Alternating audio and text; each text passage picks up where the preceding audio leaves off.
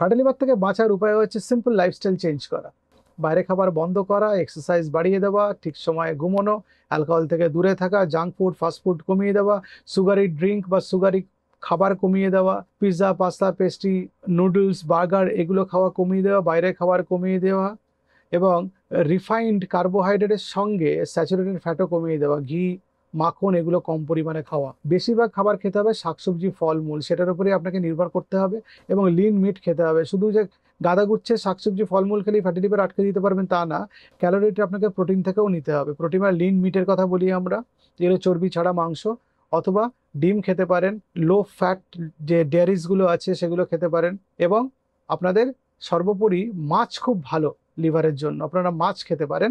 আমিষ খাবার খান তাদের জন্য মাছটা খুব ভালো। এই ফ্যাটি লিভার হচ্ছে কিনা জানার জন্য মাঝে মাঝে রুটিনলি লিভারে চেক আপ করা ভালো।